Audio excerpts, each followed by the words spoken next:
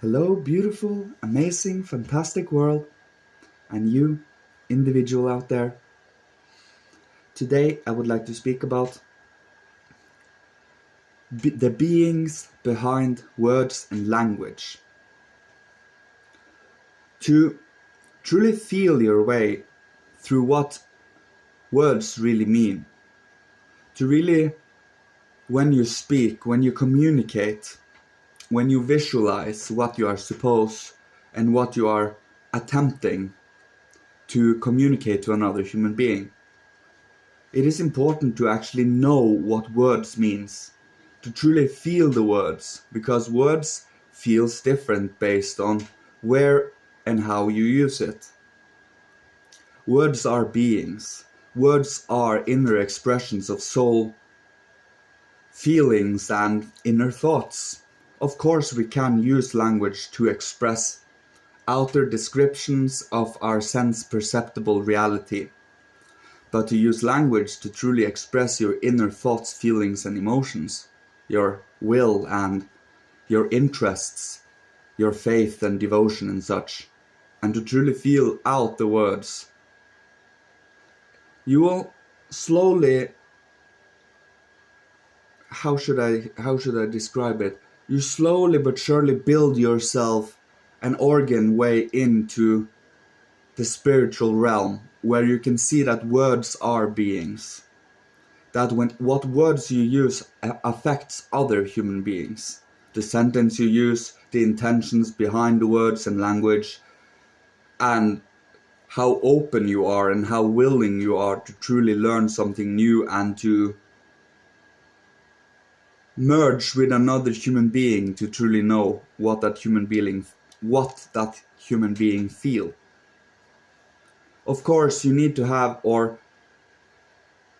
it is required to have, a certain objectivity and love for this work.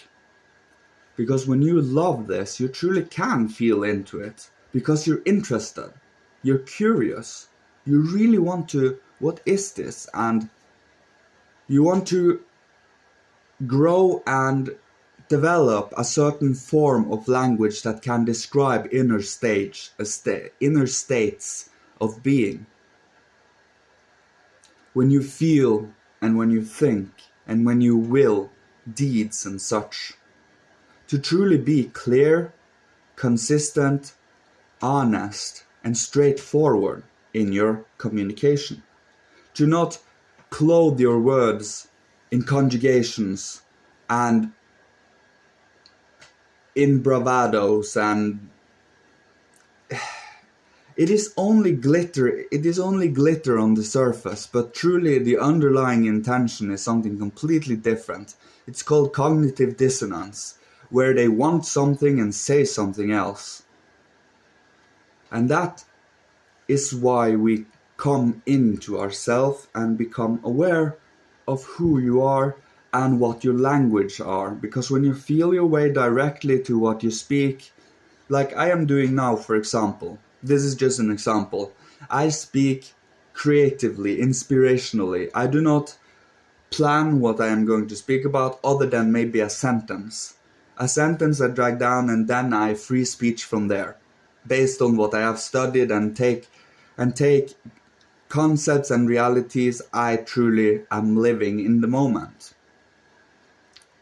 That is what being in direct relation with yourself means. To truly trust what comes to you and to truly trust that what you say have value and are inspirational. Don't take my word for it. Go check for yourself. Go test it out. Go be openly and passionately and also reverently in experimental stages. Try and try out. If you can't do that, then think, no, there's nothing there. That is when you have given up to fate, to your own fate, to your materialistic fate. But if you truly can see the living reality, the beings behind words, the beings behind even the physical sense perceptible reality, you slowly grow into the spiritual world. The spiritual is affecting us constantly through our communication, through our deeds, through our experiences, through happenings that comes towards us. And to just become aware here in the moment that it is the spiritual world in action. It is much easier to live this way because, well, it just doesn't happen to us because we are unlucky or unfavored by God or any kind of things like that.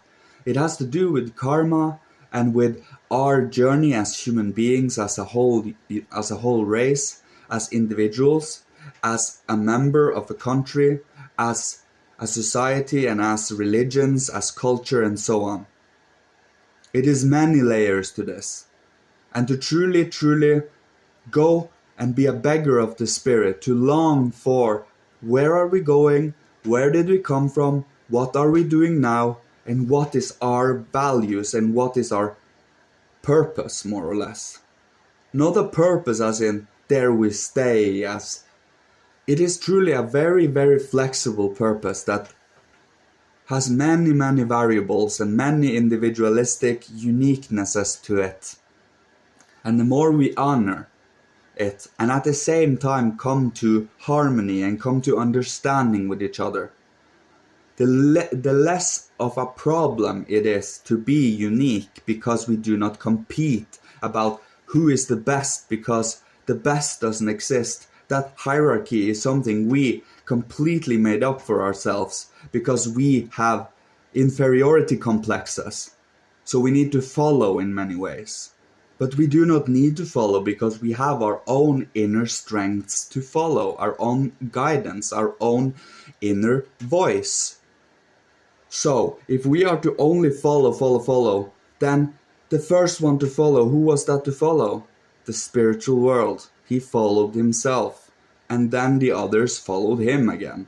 But today we have the ability to try to follow our own guidance, our moral, ethical, beautiful, loving guidance of care, love, gentle nurture, and brotherliness, sisterly, siblinghood, outside of blood ties, tribes and countries, cultures, religions. It is only a clothing of living. If we go more sublime beyond that, we are something so much more beautiful, something so much more sublime, loving, caring. But we have become so obsessed and so distracted with materialistic and physical traits and cultures and different ways of seeing things that it has become a competition of what is the right thing, when it is no right way. It is truly the loving way, the caring way, and the understanding way. If we can't reach that way, we are only barbaric, savage animals that can't go beyond our own family, that can't go beyond our own pack. But we are more than this, because we have the ability, through conscious active struggle, to truly evolve our own understanding, senses for justice, love and care.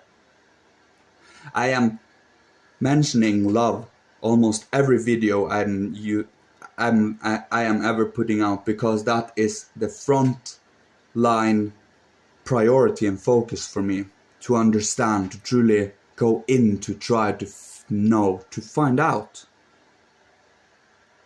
The loving reverence, the awe, the amazement, and the devotion to everything, to the outer sense perceptible, to our own inner world, to others' inner world, to others' cultures, to others' interests. The more we hate on others, the more we put others down, the more we destroy parts of ourselves to be able to understand, because we judged another in hatred and dislike and in antipathy. But by truly fight against that and choosing to find something you want good to see in that human being, to be active in this work, and to truly be sincere, loving, honest, then is when you truly can be in communion with the divine, when you can be in direct, have a direct line to your conscience, your moral, loving care. So you can give it to others. And to give it to others is the biggest blessing you can experience. It's so warm. And it's an inner soul warmth. Not an outer, but an inner soul warmth. It warms the heart. And I think that is everything for today.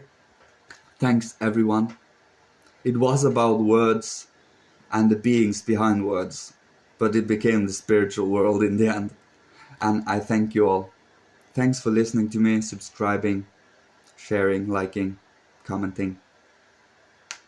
And just being inclusive and finding your own path, participating in this world, finding yourself, your interests, your longings, and your love for yourself and for others. Love you all. May the divine bless you and guide you all. May the Christ infuse you with the love of everyone, of brotherly and sisterlyhood, of siblinghood. Thank you, love you, goodbye.